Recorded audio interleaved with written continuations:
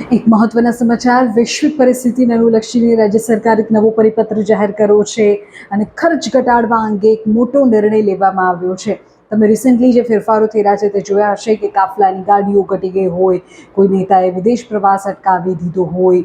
આ તમામની વચ્ચે હવે સરકારી ખર્ચ અને ઈંધણના વપરાશ પર કાપ મૂકવા માટે સરકાર પગલાં લેશે. અને આ પગલાં રાજ્ય સરકાર અધિકારીઓ ઉપર સરકાર પોતાના ઉપર લેવા જઈ રહી છે. સૌથી પહેલાં તો ઉચ્ચ અધિકારીઓની મંજૂરી વગરની મુસાફરી પર પ્રતિબંધ મૂકી દેવાશે. એકથી વધુ ચાર્જ જે અધિકારીઓ પાસે છે તેમની પાસે એ અલગ અલગ વિભાગ નું જેનો ચાર્જ સંભાળે છે એના વાહનો પણ એને મળતા હોય છે. હવે એવું નહીં થાય. એકથી વધુ ચાર્જ ધરાવતા અધિકારીઓને વધારાના વાહન જમા કરાવવા પડશે. માત્ર એક જ પ્રકારે તમે જે લાભ છે તે લઈ શકશો.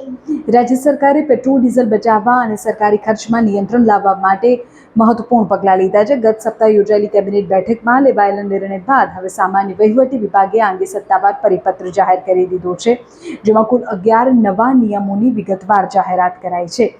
આ પરિપત્રમાં તમામ વિભાગો, કચેરીઓ અને સરકારી અધિકારીઓને ખર્ચ ઘટાડવા માટે સૂચનો કરવામાં આવ્યા છે અને ટેકનોલોજી આધારિત કાર્યપદ્ધતિ અપનાવવાની સૂચના આપવામાં આવી છે. એટલે કે વિડીયો કોન્ફરન્સ કરો, ટેકનોલોજીનો ઉપયોગ કરો, પ્રત્યક્ષ જવાની જરૂર ન હોય તો તેને ટાળો. તેનાથી ઈંધણને બચાવી શકાય, તેનાથી પર્યાવરણનું રક્ષણ કરી શકાય.